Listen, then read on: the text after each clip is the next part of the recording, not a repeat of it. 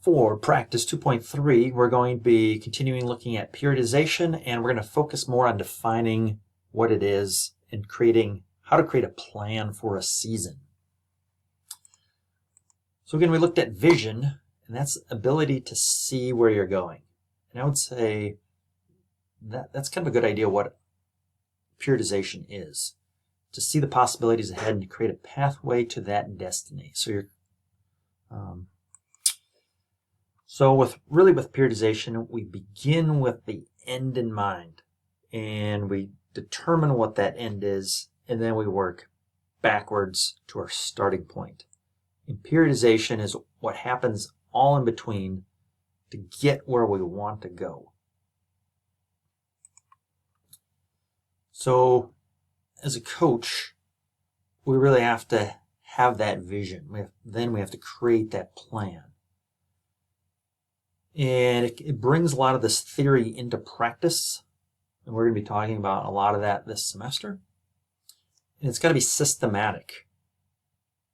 So, right, what we do today is going to lay the foundation for what goes on tomorrow. That's what really the syllabus is for this class. It's really a periodization. It's a plan. It's an outline of how we're going to progress through the semester. It's going to integrate all these different ideas together. So it's logical and sequential. It's a unified, but as a coach, we may have to tweak different things for different athletes depending on where they are, what their background is, and what their abilities are. And really, periodization is not only a vision, but it's a training plan. That could be another synonym for periodization. It's a vision, and it's a training plan. And that training plan has purpose. So how do we create one? What does it look like? What does periodization look like? Chances are you have all undergone some type of periodization, whether you know it or not. So this is what a periodization plan might look like. And we look at a hierarchy, right? If this is the whole thing, what goes on throughout it? So we begin general, and then we move more specifically. Another term we can use is it's macro, and then we move to more micro. So if we look at this plan, we can look at a plan in different ways. We'll look at the next slide. But this might be the whole year. It's macro. In periodization, then we look at these kind of broad, general phases. Okay, so we might have the preparation phase, moving in like the preseason, and we have the competitive during the season, and then we might have a transition, so it's maybe right after the season before we begin the next sport. So then each of those phases might have some, if this is macro, then we might have some mesocycles within that with different purposes. And each practice is going to look differently. And then with each mesocycle, we have with each macro cycle, we have a mesocycle, and then we have microcycles, and then training sessions. So we think of a macro cycle, right? As an Olympian, it might be quadrennial, every 4 years. Maybe even as a collegiate athlete, it's every 4 years. And then with maybe high school athletes, we might think of just like one season, the cross-country season, the swimming season.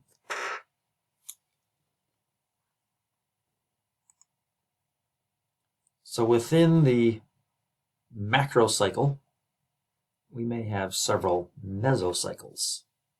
So we typically think of these maybe as the off season, where we're really not doing anything to prepare ourselves for a given sport. Then we have a preseason where we transition into conditioning to prepare for that, to succeed at that sport. And then we have in season where we're actually competing and participating in that particular sport.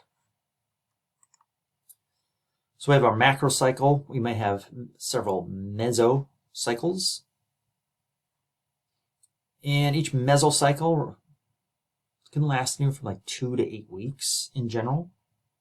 And they have different purposes or goals. And our plan will be tweaked at each one of those different points. So then with each mesocycle, we might have microcycles. Right? So if we have a 6-week mesocycle, the microcycles might be 3 2-week sessions, or 6 1-week sessions. So again, with each one of these, we might have different goals.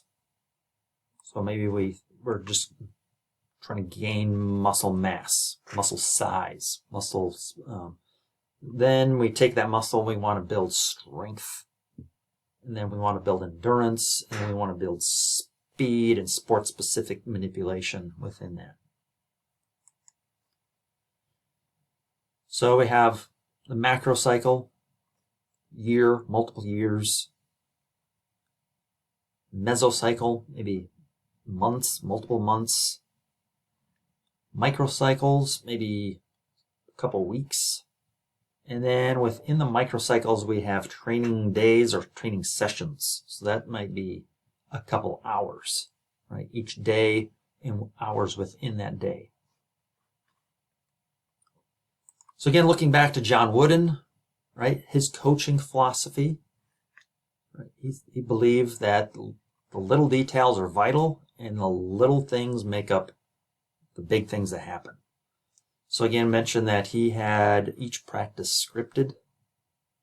So he might have had a mesocycle, 5th week of practice within the macro cycle of this basketball season. And then within that training session, he had his 2-hour practice session scripted, looks like in 5 to 30-minute blocks. Okay.